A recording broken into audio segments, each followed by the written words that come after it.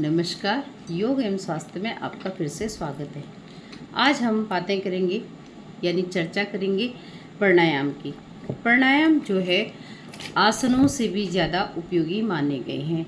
हमारे प्राचीन जो ऋषि मुनि होते थे वो प्राणायाम के अभ्यास द्वारा ही मनचाहा जीवन जीते थे, लेकिन धीरे धीरे हम योग को भूल गए और आधुनिक वातावरण में रमकर हमने प्राणायामों पर कम ध्यान देना शुरू किया और हमारी उम्र घटती चली गई। इसी में हम चर्चा करेंगे कि एक सामान्य व्यक्ति जहाँ पर 21,600 श्वास लेता है, वहीं पर एक जो साधक यानी योग साधना वाला व्यक्ति 7,200 से कम में अपना काम सुचारू रूप से चलाता है। इस प्रकार 24 घंटे में 14,400 सांसों की उसको बचत होती है। इसी अनुपात पे साधक की आयु बढ़ने लगती है। लेकिन जैसे जैसे हमारी आयु जो होती है बढ़ती जाती है, वो वर्षों पर निर्भर नहीं करती है, वो हमारी श्वासों पर निर्भर करती है। अब हम इसको जानेंगे थोड़ा विस्तार से।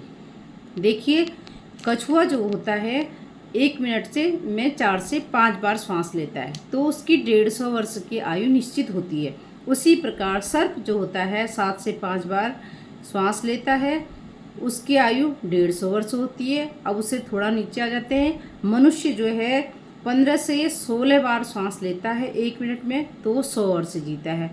उसी प्रकार घोड़ा 20 से 22 श्वास लेता है 1 मिनट में और उसकी आयु होती है 40 वर्ष।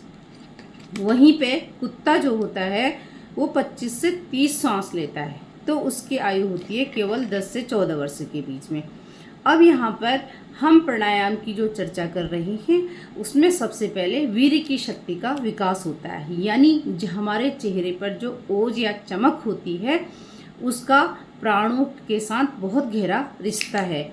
प्राणायाम के अभ्यास होने से जो हमारा जो प्राण होता है वो ऊर्ध्वगामी यानी ऊपर की ओर जब चढ़ता है, तो उससे हमारी प्राणों की गति से वीर्य को जब ऊपर की ओर चढ़ने लगता है, तो उष्णता अर्थात ओज हमारे चेहरे पर अपने आप ही प्रकाशित होता है। नंबर 2, हमारी आयु में वृद्धि होती है, उसकी मैं चर्चा यहाँ पर कर चुकी हूँ। अब हम आगे बढ़ते हैं शरीर के अंगों पर पड़ने वाले प्रभाव में। जब हम लंबा गहरा श्वास भरते हैं, हमारे फेफड़े के मध्य भाग और पेट के भाग जो होते हैं वो उससे प्रभाव में आते हैं, जिससे हमारा डायाफ्राम भी प्रभाव में आता है लंबा गहरा श्वास भरने पर, और पेट के सभी अंगों में प्राण शक्ति बहने लगती है, जिससे हमारे पाचन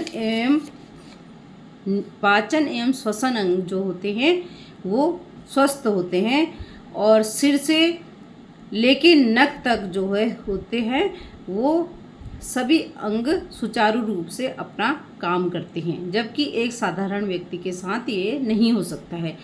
इसी सीरीज़ में हम आगे चलेंगे। जो हमारी रक्त प्रणाली होती है, मैं ज़्यादा लंबा वीडियो अपलोड नहीं कर सकती हूँ।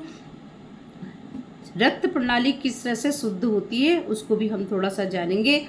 जब हम श्वास भरते हैं तो यह रक्त शिराओं द्वारा हृदय के माध्यम से फेफड़ों में शुद्ध होने के लिए जाता है।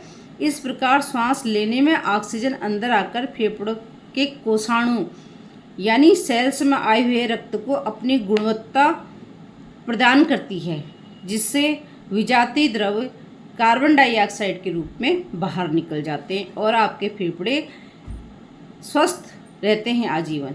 आगे आते हैं ग्रंथि स्थान। यहाँ हमारी ग्रंथियाँ होती हैं, वो रीढ़ के जो होती हैं सुषुम्ना चक्र पर विराजमान होती हैं। इन सभी केंद्रों पर प्राण का प्रसार सुचारू रूप से जब चलता है, तो ग्रंथियों का जो स्राव होता है वो नियंत्रण में रहता है। हमारा नाड़ी मंडल जो होता है वो एक दृश्यमान होता है, एक अदृश्यमान होता है, यानी हमारी इड़ा और पिघला नाड़ी जो है वो दृश्यमान है, हमारी सुषुम्ना नाड़ी अदृश्यमान है। जब हम प्राणों का अभ्यास करते हैं, यानी हम अपनी श्वसन क्रिया को सुचारू रूप से चलाने लगते हैं, तो हमारी सुषुम्ना नाड़ी भी जागृत हो जाती है। इसमें इतना ही, और इसकी मैं एक वीडियो यानी सेकंड पार्ट फिर से बनाऊंगी। नमस्कार।